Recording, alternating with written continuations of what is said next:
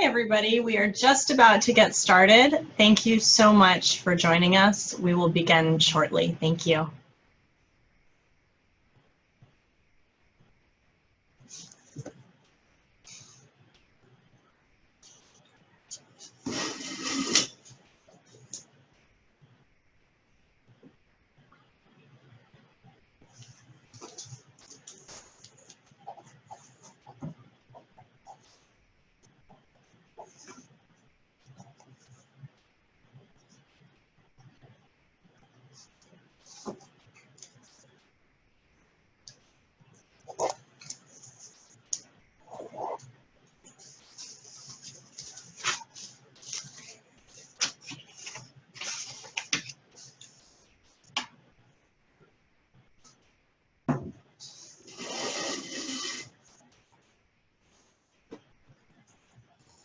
Okay, we are going to get started. Hello, everybody, and welcome to the latest H-1B updates for tech and biotech in Silicon Valley. This is going to be our first annual webinar in this series, and we are so delighted to bring this content to you today. My name is Sophie Alcorn, and I am the founding attorney of Alcorn Immigration Law. We're going to get the audio sorted out, and it will be just one moment, please.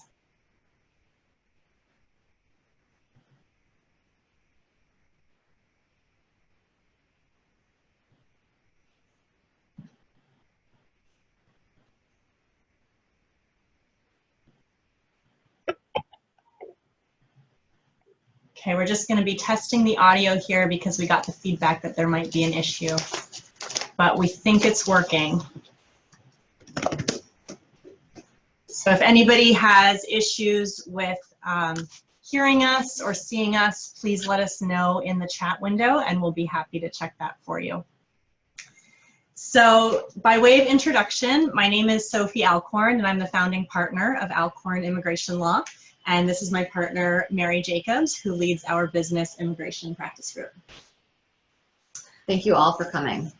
We have a team of 12, including 4 attorneys here in Silicon Valley in our Mountain View office, and we are delighted to be bringing you this webinar today. So thank you so much for participating.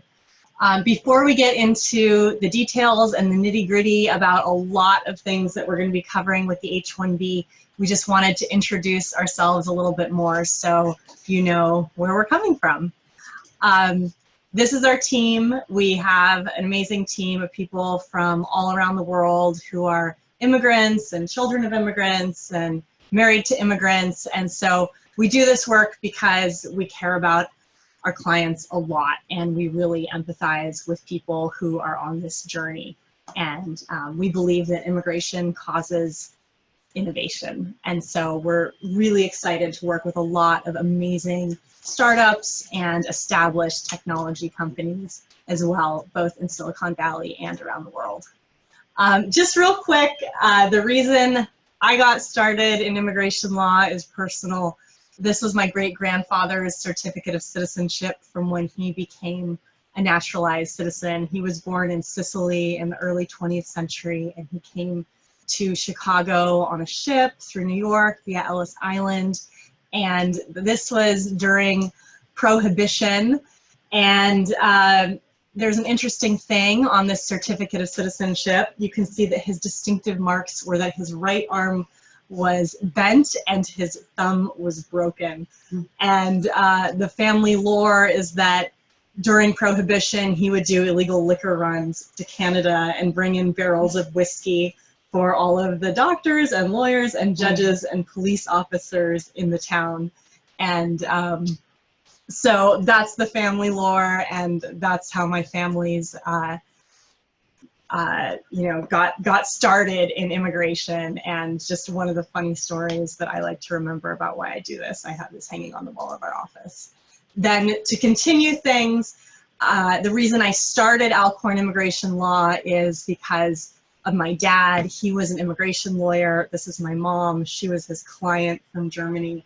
So I definitely have immigration law in my blood. And Mary, your dad was an immigrant as well, right? That's right. Yeah, also from Italy. And so, yes, I know firsthand the Really ups like and downs. the grit and determination that it takes for somebody to go through this process. Yeah, it's no wonder that, you know, so many of the unicorn companies in Silicon Valley were founded by immigrants. It takes a lot to get through this process, but we'll be happy to tell you about it and guide you through. This is our office. We're in Mountain View. We're just next door to Google, and it's raining here today. It's not actually sunny. This was our ribbon cutting ceremony when we opened this location last year. It was very exciting. And we help clients from all around the world. We go with our clients to the Department of Homeland Security and ICE and USCIS whenever there's an interview. And we've helped thousands of people with their immigration process. Wonder dog. This is our wonder dog. This is Willie. He comes to our office, and I like to show this slide for two reasons. One is he's cute, and it's also indicative that, like, this is an emotional process for people who have to go through it. I mean, it doesn't even matter if you're a US citizen who's involved in it. Even if you're HR at a company, it's an emotional process because you value these key employees so much, and you also see how stressful it is for them to go through it. So we like to be very supportive of our clients. And I also like to show this slide because it gives you an idea of the sheer volume of paperwork that can be involved in some of these cases. When I started this firm, I had a dream that everything would be paperless and virtual, and that I wouldn't need a filing cabinet. But the government does not operate electronically yet. It's all on paper. And so I think this was a request for evidence that we did for a huge multinational corporation. And you know, we'd already submitted 200 pages of documents, and they wanted 300 more, and they had sent us a 20-page letter requesting it. And there were two crazy things about the request for evidence, which I think we're seeing more and more, is one is that it asked us for things we'd already submitted. They were just too overworked or overwhelmed or not paying attention enough to notice. And the other was that there were a lot of boilerplate paragraphs that had been copied and pasted into this thing with multiple question marks at the end of the paragraphs, like the adjudicator had just drafted it and never bothered to look again. Yeah. So not unusual. Not unusual. I just want you guys to be mentally prepared if you're new to the immigration process about the sorts of things that you might have to contend with along this journey. That being said, we do all of this work with a smile, and we really love helping our clients. We're proud of the people we've assisted. They hail from Google and NASA and Facebook and LinkedIn and Apple and some really, really cool companies, and have attended outstanding international universities, Stanford, Harvard, Columbia, MIT.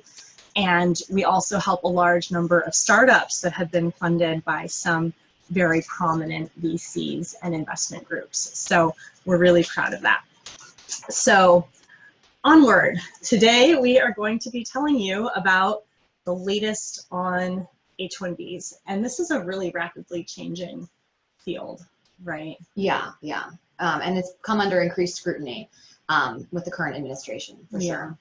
And one of the reasons that that is tied into is because of one of President Trump's executive orders, which was called Buy American, Hire American. And this is an order that obviously puts an emphasis on Americans, not international workers. And it, to some degree, we've been seeing the administration interpret it to undermine the whole purpose of these visa programs. So just something to contend with.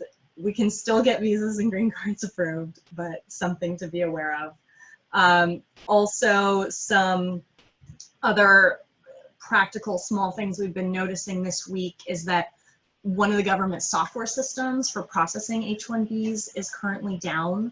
So what effect will that have on this year's H-1B season? Well, it just adds a bit of uncertainty to the timing. I mean, there's a really strict, we'll go into this more, but there's a strict deadline for entering the H-1B cap, the H-1B cap lottery.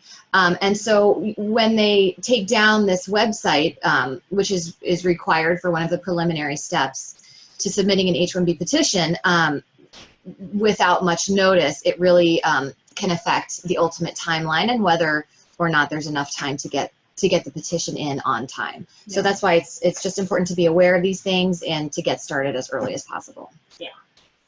Okay, so we'll walk you through all of that, but just to give you some idea of the magnitude of this issue for you guys who, you know, presumably are in some sort of software or technology company, there is a huge number of people in Silicon Valley in particular who are foreign born. Right. Yeah, and what's the latest number on that? 38%, according to the U.S. Census Bureau, of the people in Silicon Valley, generally speaking, I think it's San Jose, Santa Clara area, 38% of the people here were born outside the U.S. So yeah, that's huge. Huge, yeah. That affects our friends, our neighbors, and obviously the people that our technology companies depend on. So if there's one thing you'll take away from today, it's that immigration law is complex. We'll be primarily focusing on H-1B visas, but we'll throw in a little bit about at the end about some other alternative options. And although immigration law is complex, the message we would like to leave you with is that there is hope, there is a path, there is a way to navigate through this, and we'll alert you to what you need to be aware of and how to set your strategy for this. So, Mary, what's just really high level, what's the typical path for somebody who comes here from another country? Well, typically someone would need to come in on some sort of a visa if they want to stay, certainly if they want to work. Come in on a visa. A visa is a temporary authorization from the government to come to the country for a specific purpose. So a lot of the clients that we see come in on a visa, which allows them to work at a specific place or doing a specific thing. And then the next step would be a green card, which is the slang way of referring to permanent resident status. So that is a permanent solution or an ongoing solution to living in the United States. And then after green card comes citizenship, which and then the other thing that some people don't know, so if you're a company and you know that you absolutely have to have this one particular individual who's currently living in another country, I mean, we get it that you probably want to have that person physically in the United States as quickly as possible. But if for whatever reason the H-1B lottery doesn't work out, or you know that you really want to commit to this person, there's no requirement that they have an H-1B first. You could actually start the green card process for them even when they're living and working in that other country before they've ever even worked for you. So that's just something to keep in mind. So, but typically, for most people who are engineers in Silicon Valley or other professionals, this is what their journey looks like. They often first come to the United States as a student. During their student period, they might have a temporary training program called CPT that allows them to work in like an internship to get credit for their school. Then when they graduate, if they get a bachelor's degree, a master's degree, a PhD, they would be eligible for 1 year of having a work permit, which is called OPT, Optional Practical Training. And a work permit is a little card that you get, and it's also an EAD, which stands for Employment Authorization Document. Now, if the person has studied in a STEM field, so science, technology, engineering, or math, they would then be eligible to request an additional 2 years of work permission in a STEM OPT status. Now, that gives somebody 3 years to work for the company after they graduate, and during that time, they're trying to find a way to stay here longer. And so that's when companies began to think about keeping them here longer, doing the H-1B, which, you know, we'll talk about how there's an annual lottery. So for an engineer, you would potentially have 3 chances, 3 years to put that person in the H-1B lottery and get them their H-1B status. And then often companies have a policy that you would first get the H-1B and then they'll consider you for green card sponsorship. However, not required. We have seen some companies sponsor people for green cards right away from the beginning of their OPT, skipping the whole H-1B process. And if you're not from India or China, because those countries have long green card backlogs, then that might be a good option for that candidate. And so eventually the person gets a green card, often through a process called adjustment of status, which is when they have the green card interview here in the United States with USCIS. And then if they would like to become a citizen, that's something they can do on their own, typically 5 years after they have their green card. So that's kind of a high-level overview of the process. And now we will start to really get into the H-1Bs. So Mary, what is an H-1B? So an H-1B is a type of visa that is specifically for specialty occupation work. And specialty occupation work is a shorthand for that to think about is the type of work that requires someone to have a bachelor's degree in a specific field. So it's like a professional job? Yes, okay. Exactly right. So this is not a visa for manual labor. Is it a visa for like an administrative assistant or a receptionist? No, probably not. So the Department of Labor has a list of various occupations, and if the Department of Labor has found that a specific occupation typically requires someone to have bachelor's degree or a level of experience that amounts to a bachelor's degree level of knowledge about a specific field, then that would qualify as a specialty occupation, and thus that's the type of occupation that one would get an H-1B visa for. What if somebody went to a university like in Australia where a bachelor's degree is only 3 years, or maybe in India, that's not a 4-year degree? Can they still get an H-1B? Well, if they have a certain amount of work experience, then yes. We work with education evaluation companies who could take a look at their coursework, say 3 years from Australia, in addition to their work experience, and through letters from former employers explaining their job duties, arrive at the conclusion that they had the equivalent of a bachelor's degree. Typically, we want to see, or the government wants to see, 3 years of work experience to amount to that 1 missing year of work. Okay. Of bachelor's degree. And is it okay for the employer just to pay the minimum wage? Like here in Mountain View, the minimum wage is $15 an hour. Does that cut it? Right. So with the H-1B visa, the employer is bound by the requirement to pay what we call a prevailing wage. Okay. So depending on which job classification fits that specific position, we would have to look at where the job is being done, and then what the Department of Labor prevailing wage is for that specific position in that specific area, given the years of experience that are required to be able to carry out that job. So we have to analyze the geography, the job title, and the person's years of experience, and then we could figure out the minimum that I have to be paid on an H-1B. That's right. That's right. Yeah. Okay. Okay. And can you talk about this lottery? Like, why is there a lottery? Well, there are just too many people that are qualified that would like to get H-1Bs, too many employers that would like to hire specialty occupation workers compared to the number of visas that are available. And how many are available?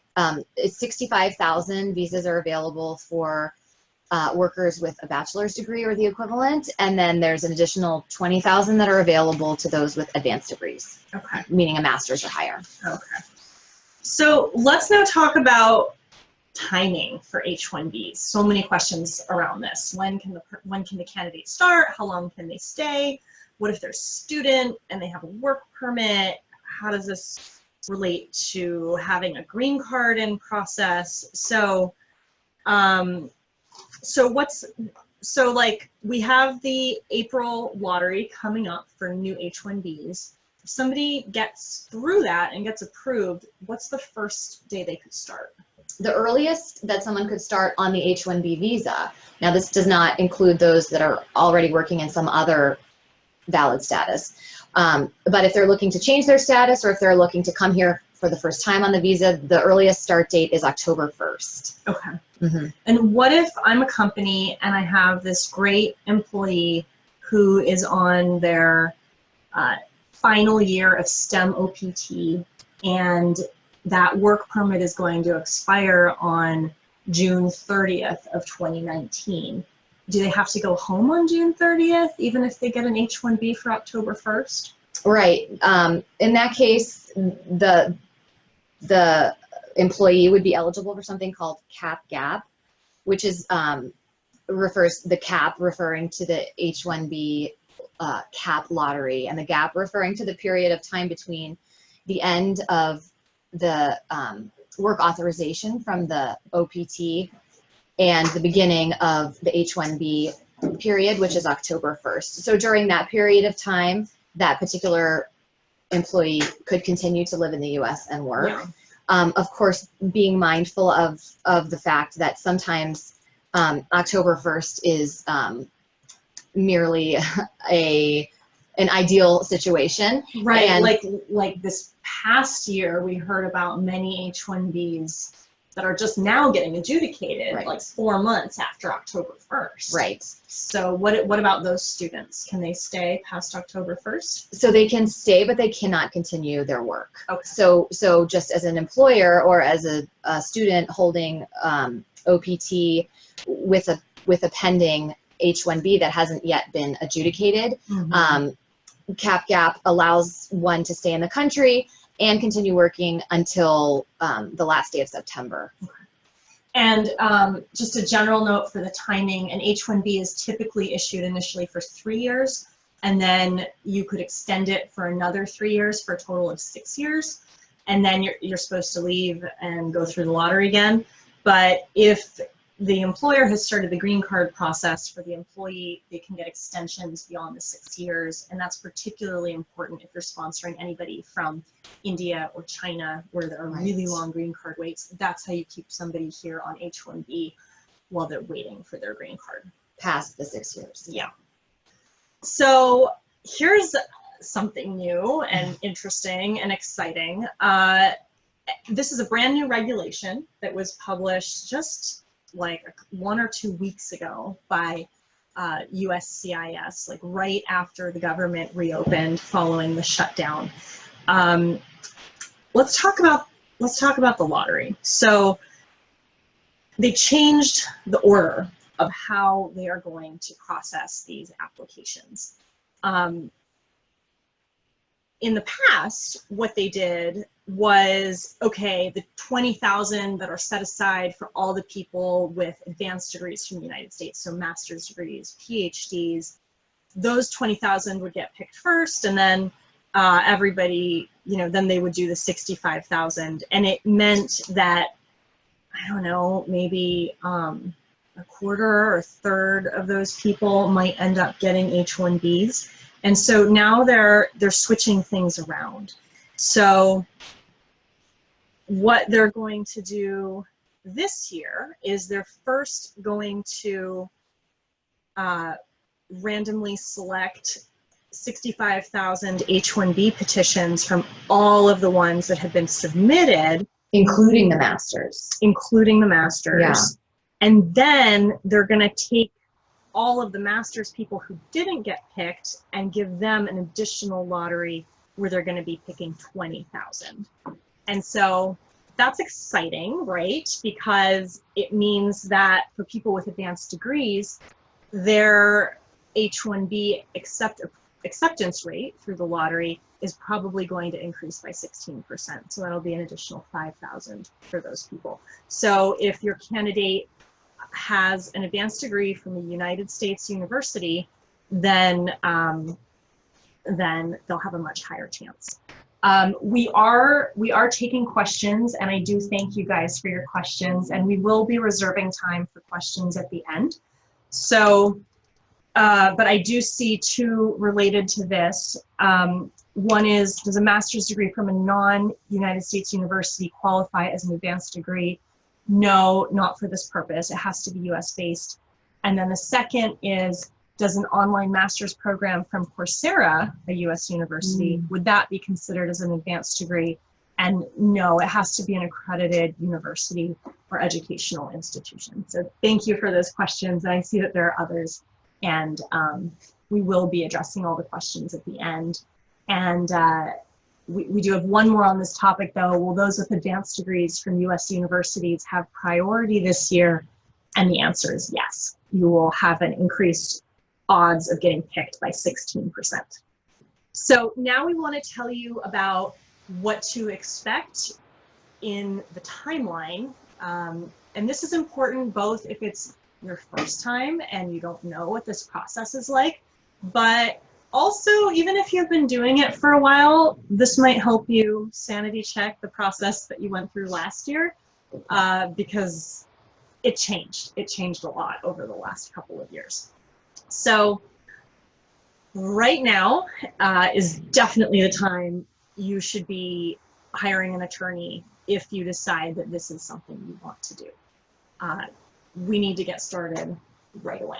For sure, yes. We are already taking a hard look at documents that current clients have provided us, putting together labor condition applications, getting the ball rolling for sure. And the LCA, the labor condition application, that's the website that we just mentioned has been going down a lot. Right. And so that is an initial step that we have to take before we can file the actual H-1B petition.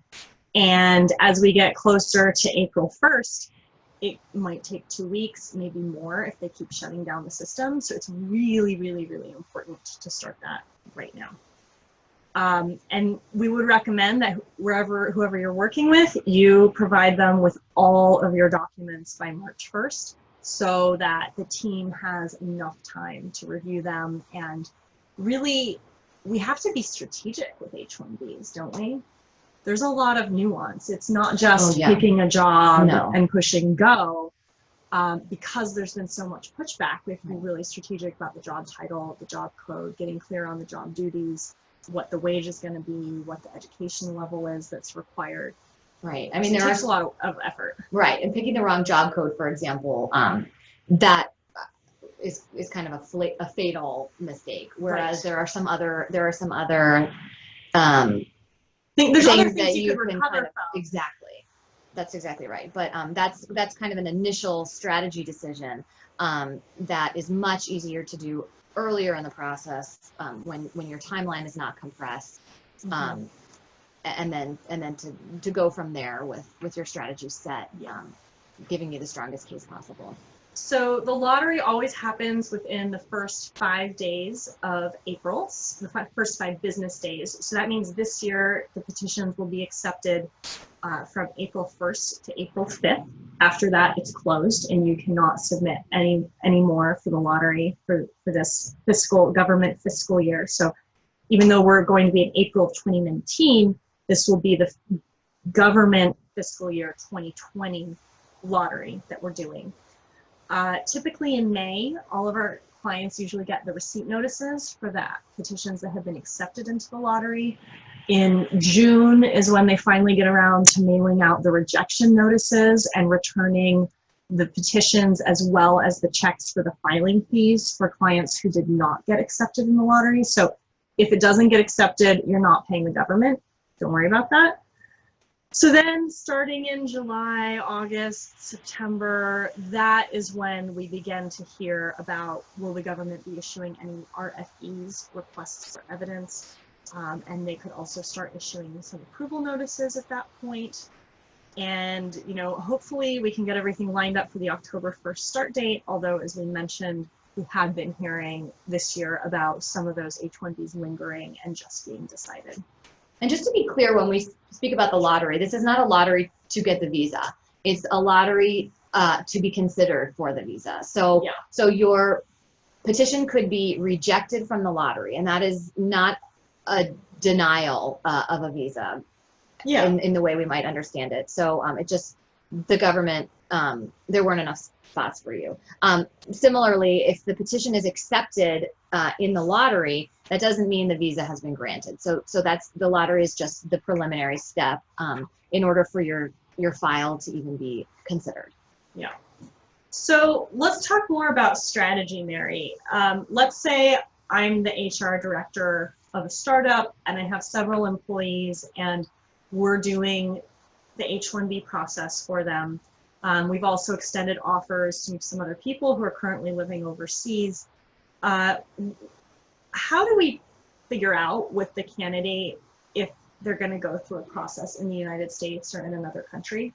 Well, I think what you said with the figure it out with the candidate is key. So each specific situation really depends on what's going on with that particular person.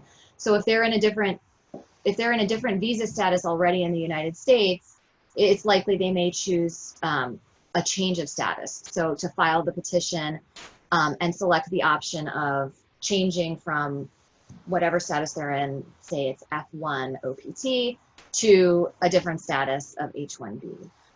There are other people in the country on a specific visa status who may choose to not to change their status, to do something different, which is consular processing. And consular processing is when the option is selected to get the visa abroad. And this is typically chosen by people who are not in the country yet, and they'll have to get the visa before they're allowed to enter in H-1B status, but also someone in the country may choose that for a variety of reasons. Maybe, for example, maybe a company that has an international subsidiary might have somebody here on an L visa as an intercompany transferee, and that person might need to go in and out on business trips, and perhaps that's a reason. Right. They don't want to sit around and wait for their status to change to H-1B when they're in the country. What trends are we seeing for Indian and Chinese nationals with consular processing right now? Yes. Specifically, Indian and Chinese nationals have just anecdotally through our own experience and then talking to our colleagues have been experiencing increased administrative processing at the consulate. So what that means is when they take their approval notice and their personal documents, their passport, the job offer letter, things like that, to the consulate to get that visa placed in their passport, the consulate takes the passport and keeps it under the person is stuck. Yes, explaining that it's administrative processing, which is sort of like this black hole background check. Yeah, exactly right. Background check, extreme vetting. So the person could go on a business trip to China and want to pick up a new visa when they're there, and they think it's a one-week trip, but they could get stuck there for 2 or 3 months while they're waiting to get their passport back. So with very little, if any, feedback from the consulate. So that's a particular challenge of late. So if you can avoid sending your foreign national employees on international business trips and you could send an American instead, at least for the time being, that might be advantageous for your company and for the employee and their family. And to that point as well, back to this change of status versus consular processing, that's an additional consideration for those who would like to change their status. There are some restrictions on travel when you've made that option. So it should be a discussion. For sure. Basically. Okay. So now we're going to talk about some additional trends that have been going on that affect H-1Bs. One of them is another one of President Trump's executive orders. This is called extreme vetting. And the effect that this has is basically anytime you're renewing or extending or amending or transferring an H-1B for one of your employees, USCIS is going to be looking at that new petition as if it were the first one, as if that person had never ever received one before, and there's no special pass because you already got through it.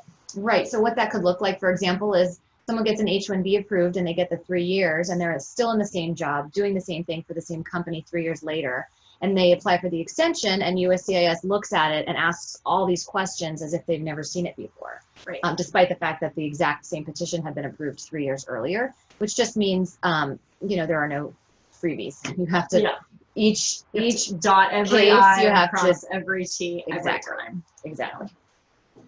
Let's talk about premium processing. That's been in the news a lot. What is it, first of all? So premium processing is an option that the government offers for certain types of petitions and applications, whereby you can pay, right now it's about $1,400, to have your application reviewed within 2 weeks, 15 days. Because typically it could take what? Right. 7 to 8 months? Depending on which office? Right, which office, what kind of an application we're talking about, yes. But for an H-1B, yes, 7 to 8, 6 to 12, somewhere in there. Somewhere in there. Exactly. So that is what premium processing is. However, the government gives it and the government takes it away, sort of on a whim. So so far this year, we're not aware of premium processing being available for the CAP season. It was just made available for the cases that were still lingering from last year's CAP season. It's possible that they could bring it back for this year, but we still don't know. And if somebody's transferring their H-1B from one company to another, still Still not. Yeah, that's right. That's right. Although we were holding our breath for some sort of announcement mid-February. Maybe next week we'll hear if there's a change. We don't know. It might happen. It might not. But right now, I think we have to operate under the assumption that there won't be premium processing, and and then of course, if it becomes available, we would, modify plans accordingly. Okay. Let's talk about another recent change. And since so many H-1B beneficiaries are former F1 students, we wanted to let you guys know about some recent changes for students that might affect your employees. So can you talk a little bit about what happens now if a student goes out of status? Right. Well, because the F1 visa, some of you who may have entered on that visa status, rather than giving a hard date by which you would have to leave the country, they write DS. They authorize someone to come into the country for the duration of status. That allows for the F1 student to change plans, just to change schools, to extend their stay. And previously, when such a student did something that violated their visa status, for example, stopped attending classes, or if they were in OPT status, stopped working for a bit, that was not an automatic, that did not automatically become unlawful presence until now. Right, until it's a new memo. Now it is unlawful presence, and the consequence is if a student accrues more than 180 days of unlawful presence, and then they leave the United States, they can't come back in for 3 years. Right. And if they're here for more than a year accruing unlawful presence, if they depart the United States, they can't come back in for 10 years. They call that the 3-year, 10-year bar. So everybody else in the immigration world has to deal with it all the time. Students didn't used to, but now they do. Right. So part of the counseling that you want your beneficiary candidates to have with your immigration counsel is there any issue with their existing student status? You want to mitigate any damage from that if possible. Okay, another new change is that USCIS can now start removal proceedings, commonly called deportation, for an H-1B holder who goes out of status. They weren't doing this under the prior administration. Typically, it wouldn't happen unless somebody, committed a crime and ICE found out about it. But now, if USCIS has any reason to believe that somebody has violated their status, perhaps by working without authorization for another employer on the side, or I don't know, there's lots of different ways to violate your status. For whatever reason, deciding that for the sake of their young company, they don't need to be paid. Something like that could cause a status violation. Right. So somebody like that could potentially be subject to a deportation trial. So we really want to make sure you guys follow all the rules. And part of what we do for our clients is counsel you about, okay, you got the H-1B, here's how you have to follow through and what are your obligations and how do you make sure that you comply and follow all these rules correctly.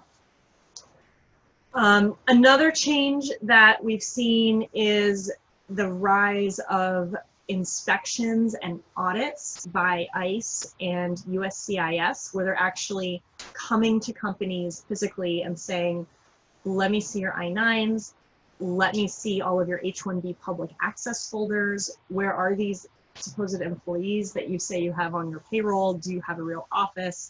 Is this a real company? It's good to just have a strategy in place so that your front desk person knows how to deal with that when it happens, and so that you have all of the right documents ready and are easy for you to provide to the government if and when it happens, and to have an immigration counsel on call so that you have somebody around who knows your company for when that happens. So there's also an additional change that we thought might be coming this year, but then we found out that it wouldn't be. Could you tell us a little bit about that, Mary, please? Right. So the possible change was that rather than requiring employers to submit an entire complete petition package in order to even go through the lottery, instead employers would pre-register to sort of get a lottery ticket. Then the lottery would be held, and then only those tickets that had made it through the lottery would be required to prepare and submit the entire petition. That was sort of flirted with for enacting this year, but I think because of the shutdown, it just it wasn't possible to execute. To do it.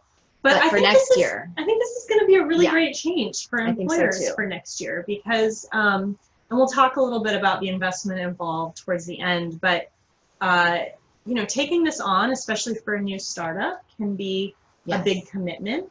And a lot of people would love to sponsor a large number of foreign-born workers for the benefit of being in this program. But the fact that they have to prepare the whole petition before they even know if they're going to be selected in the lottery can be daunting. So that switch is really going to open it up for you guys next year to sponsor everybody who you have even the slightest interest in sponsoring, because you could always, withdraw later and not follow through if you didn't want to. So we're going to spend about 5 more minutes really briefly going through some additional options, and then I see a lot of questions, and we'll be reserving the last 10 minutes or so for questions. So we do want to let you know about some additional options that might be relevant for your company or for you personally. If the H-1B doesn't seem like a good fit, or you don't make it through the lottery, there are other options. There is hope. One thing to know about immigration law is that the framework was created in the 1960s and hasn't really been updated since then. So for startups, for technology companies, biotech, engineering, there's a lot of business models today that just weren't even conceived of back then when the law was written. So we basically have to select from this menu of options and be really strategic and help you find one that's right for you. This is our options chart. What path to the US is right for me? It extends down beyond the screen, but it's too long to fit here.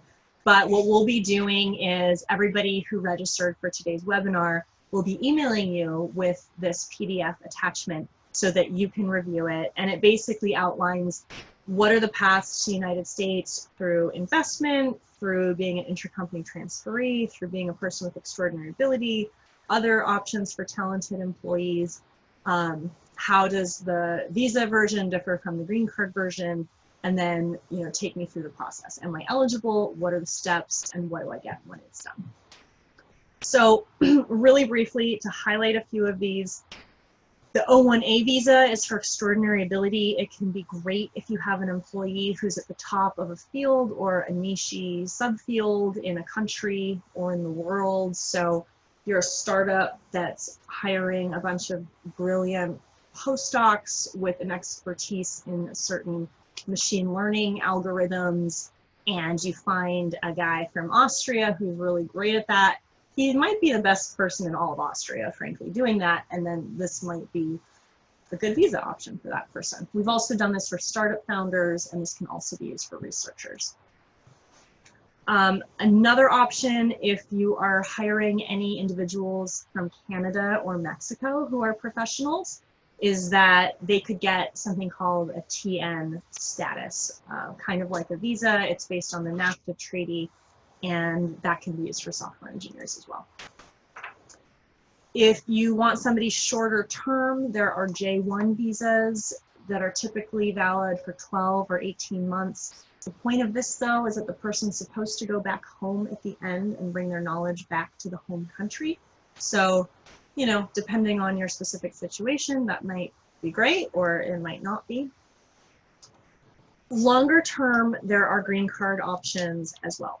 The most typical route that a company who is using H-1Bs for would use to further sponsor their employees for green cards is called the EB2 or the EB3. This stands for employment-based second preference and employment-based third preference. Second is for masters and higher.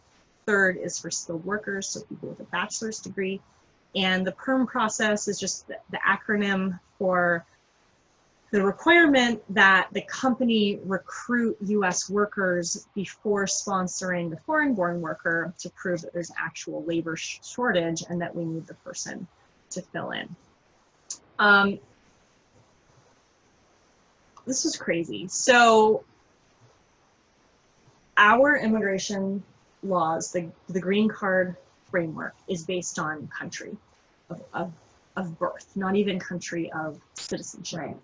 So this is one of the things that they created in the 60s when they wrote these laws. They said, we never want immigration to exceed a certain limit from each country per year.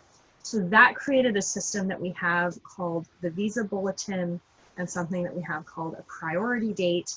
And basically, there is so much demand for green cards from people from India and China that there's a huge line that people have to wait in, and they're typically renewing their H-1Bs continuously throughout that process. So we have a blog about this. We have a lot of blogs. We have a recent blog about this backlog on our website, but the projections for Indian nationals are that in the EB2 category, they are now going to have to wait 151 years based on current rates for their turn in line to get the green card. So this is causing a lot of people to try to take matters into their own hands and self-petition green card in another category. And so one way you can avoid the PERM process and also speed up your green card for somebody from India or China would be to go for a green card for extraordinary ability. This is sort of like the O1A visa. Additionally, there's a special green card process where you don't have to recruit Americans if you have a research group at your company and you're hiring this person as a researcher. Additionally, if the person is not from India or China, because you have a long backlog in this category, but you could also avoid the PERM process and recruiting American workers if you can show that this candidate's work is in the national interest. So that's really a very flexible standard that we argue as attorneys, and what we focus on is, how does America need this person in particular to push America's interests forward, either for jobs or healthcare or different improved manufacturing processes or saving lives. Lots of ways to do it.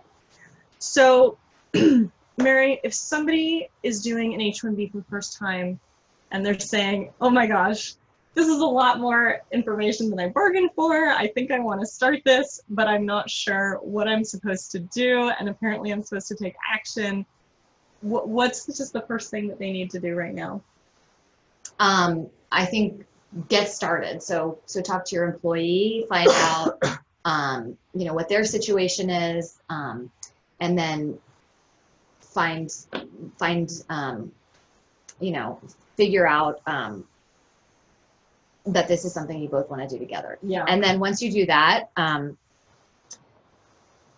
if you've never done this before, then there's a preliminary step even before the labor certification application, which is verifying your federal employer identification number with the Department of Labor, and that can take up to 10 days. So if you're not sure, I would at least locate a document from the IRS which contains your federal employer identification number and keep it handy, because if you do want to get started, you're going to want to hit the ground running and be able to provide that right away to your immigration lawyer to say, here's this federal employer identification number letter from the IRS. Please verify my fine, because I know that takes about 10 days to do, even before you file the LCA. Yeah. There's a lot of steps and moving parts. And so then before we get into questions, the other thing we just wanted to talk about is planning your investment. And we can go through some of the ballparks for these numbers, but when we were discussing this and what information we wanted to present to you, Mary helped me realize that really, yeah, there's the money, there's the salary, but really it's your time that's going to be involved and committed in this process. It's your time both now to get everything ready, your patience throughout the year as the applications and petitions get adjudicated. And also, if there is a request for evidence, there will be additional work that's needed by your team to provide extra documents, probably in summer. Another aspect of this is the prevailing wage. We need to make sure that the offered salary that you're providing meets the government's requirements, and we can help you strategize around that. There are also government filing fees, which range depending on the size of your company, how many employees you have in H-1B status, whether premium processing is available or not. But I would say this would typically range somewhere between $1,735 or $100 or maybe $5,000 depending on the company. For most smaller companies with under 25 employees, it's typically $1,710. Yeah. And then, legal fees are also a consideration. There's a lot of range for this. Our practice is to charge a flat fee to file the petition. And then should there be a request for evidence, we would talk about it, but we typically do that hourly. So it depends on the magnitude of it, but we do everything in our power to avoid that happening, because we would just like to get this approved for you from the outset. But our typical legal fees are in the $4,000 to $6,000 range, depending on the size of the company and their experience with doing these and the qualifications of the candidate. And then some other things that you might pick up along the way that you might need are getting an education evaluation, which could be a couple $100, translations of any foreign language documents, and then premium processing may happen. It's $1,410. So before we get into questions, I just want to say that we'll be more than happy to have a complimentary evaluation session with all of our participants today. You're welcome to get in touch with our office and schedule a time to speak with Mary or myself. We love doing video calls, and we would be happy to strategize with you and your team about just crafting the best H-1B strategy for you, not just this year, but also looking forward based on your hiring goals. And our contact information is here if you need it. So we have several questions. Lightning round? Okay. Okay. What is the status of the H-1B spousal visa work authorization? There are still work permits for spouses in H-4 status. You have to be at the main spouse has to be at a certain point in the green card process for the dependent spouse to qualify. That is a subject of litigation, but it still currently exists as an option. Okay, next, is the H-1B for a management position in the STEM field? It could be. This is one where we would really want to look carefully at your job title, your job description, and your educational and work experience background. And we want to be strategic about that, but yeah, it could be a possibility. Yeah. Okay, next question. Will you have a similar webinar on TN visas? We would love to. Thanks for the idea. Great. You can also feel free to reach out to us with your TN questions. We'll be happy to answer them. Next, I have heard that several technology job categories are not being accepted for the H-1B. For example, computer systems analyst. Is this happening, and what categories should we try to avoid applying for? Oh, I think this is referring to the computer programmer memo. Yes. No. Yes. So yes, that is true. It's basically a strategy for USCIS to limit the amount of H-1Bs without violating any laws, because what they're doing is they're just saying, computer programmer, that's not really professional, therefore we just don't think you're eligible for the H-1B at all. And then another related way they're doing that is with the levels. They're saying, oh, if you're a level 1 software engineer, that is not actually professional. And we have ways to fight that, but one of the things we like to do at the very beginning is set the strategy for, based on your candidate and this specific job, what's the best way we can frame it so that you put your best foot forward, and we have the maximum chance of approval for that. Okay, a few more minutes, answer a few more questions. Okay, so this looks like it's for an individual. This person has 2 offers from 2 independent employees. Is it possible to have 2 applications from both of them? Oh, yeah. Employers. Yeah. Okay.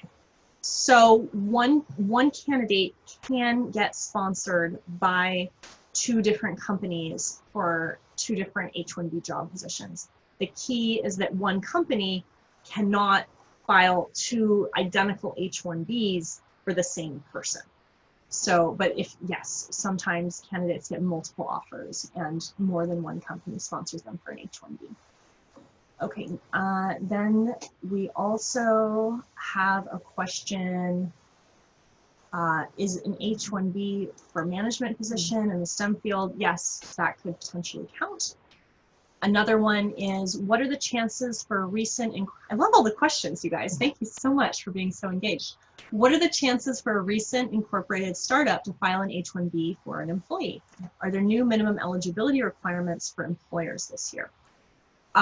We do this all the time for startups, and we've been successful. We would want to have a discussion about your ability to pay the person the required salary. And if you are pre-revenue, then we want to look at how much investment you've received, what's your runway, do you have any contracts, what are the prospects for money coming into the company in the future. And we also want to look at whether the person you're sponsoring has any equity in the company and how much. Another one, to follow up, so, if you get a Coursera degree from University of Illinois, would that work? We could explore this with you. I'm not sure off the top of my head if University of Illinois is the one actually granting you your diploma. I think it would probably work, but that's a new one for me, so we would want to double check. Next, is there a particular visa for social work? The H-1B would work for that. There's also a Isn't there a special visa for helping children with special needs? Is that related to social work? That is a special education worker. Okay. So if you're in special education, there might be another option for you as well. Okay. Next question. I have an approved consular H-1B approved until 2020 from my prior employer, which I didn't activate because I was working under an L1. Would I be subject to non-cap this year? Do I need to go through the lottery if I find an employer who's able to file a new H-1B petition for me?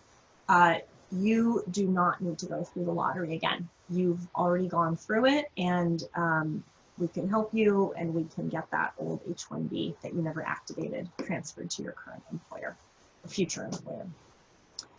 Okay, next. Do I need an H-1B to work remotely from outside the US for a US-based company? Nope. If you're not working on US soil, you just have to comply with the right tax laws from both countries, but you don't need a visa. How long does it take to transfer an H-1B to a different company? Well, no premium processing, so somewhere between 6 to 12 months. Yes, although we recently got 2 approvals within 3 months. That's great. So yeah. But we would never promise that. That was just sort of a lucky, you know. It was based happy on accident, your hard work and merit. But yes, we cannot guarantee that. Yeah. If you're currently working in the United States for another company on H-1B, you're allowed to transfer to the new company as soon as we get that second H-1B filed. You just then have to wait while you're working at a new company, waiting for the approval. And then, can a company sponsor an H-1B for a co-founder? Yes, it can. That requires a consultation. We have to talk about equity and the employer-employee relationship and make sure that that person can be hired, supervised in their work, and potentially fired from the company. Okay, next. Oh, this is a great one. What do you think about the Trump tweet about the H-1B saying that there could be a pathway to citizenship? What did that really mean? Who knows? He's a proponent of merit-based immigration. So if ever there's some reality in which the wall situation is resolved and then we start actually talking about comprehensive immigration reform, I think something that would be high on the agenda for both parties is to fix the situation for Indian and Chinese professionals, because I think most lawmakers realize how much this group of people really contributes to our economy. Next, for the H-1B transfer, is it safe to move companies on receipt or wait it out till the final acceptance? If there is an RFE for the H-1 transfer, is it outright rejected? So we will counsel our clients about their safety for moving to the new company. That's a very personal decision. It also depends on whether the company is willing to wait for you. If there is a request for evidence for the H-1 transfer, that does not necessarily mean it's outright rejected. We get them rarely, but they usually always get approved. We just have to clarify to the bureaucrat why you should qualify for the visa. Okay, what is the criteria to apply for an H-1B for a startup founder? It's all the same. You need the employer-employee relationship. You have to be careful about your equity and how you structure the company. I'd be happy to have a consultation with you about that. Next, once you get your I-140 approved, will there be any need to go through the CAP processing again for any reason? No, you would get automatic H-1B extensions with qualifying employer after that point. You do not have to go through the lottery again. Okay, somebody want to clarify, EB2 waiting time is projected 151 years. Does that mean not getting it ever? Maybe you could switch to the EB3 category and possibly get it faster. Maybe you could do like an EB5 investor green card or an EB1A extraordinary ability green card or a spousal green card. But unless the law changes, I don't see people with EB2s getting them anytime soon. Okay, is there special treatment on the H-1B visa if the employer is a US university or a nonprofit organization?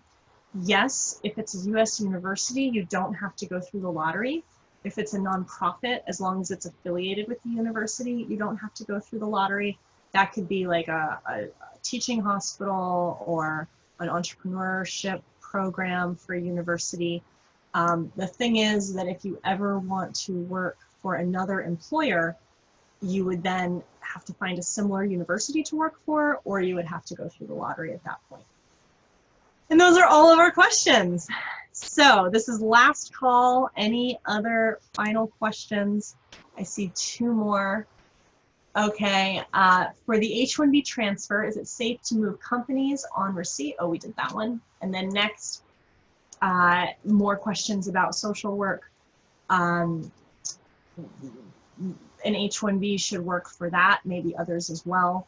And then a question about, is economics analytics considered a STEM field major? If you have any questions about STEM fields, it's best to talk to your DSO, your designated school official at your company, because at your university, because they will have the list of all of the different majors and if they qualify. Okay. Okay, last question. I'm considering studying for a STEM master's degree in the United States. Would I have a good chance of getting an H-1B, green card, or etc.? I'm not Chinese or Indian. Yeah, probably. You would get to work here for 3 years after you graduate, and then as soon as you can find an employer, I would recommend to you to do 2 things. Have them start the green card process for you right away, and then in parallel also help you with the H-1B lottery for every year. And thank you all to all of those. Thank you for your kind words. Those who are typing in your gratitude for this session. We'll be happy to have more sessions like these. And we're really happy to provide insights and answer your questions. Just to recap, for the startup founder, we'll be happy to have an individual consultation for you about the amount of equity and the employer-employee relationship. Thank you so much to all of those of you who have attended. We're so glad to be sharing all this information with you today and what will be the first of many annual H-1B update seminars. We will be sharing this recording with everybody who registered along with our options chart, and that will be coming up to you by email either this afternoon or first thing next week. We're so grateful to all of you for attending and being such a lively and interactive audience. We hope this was great for you guys, and we really look forward to chatting with all of you again in the future. And if you ever need any immigration help, no matter how small, you can always feel free to reach out to us. We'll be more than happy to help you. Okay. Thank you. Thank you so much. Goodbye, everybody, and take care.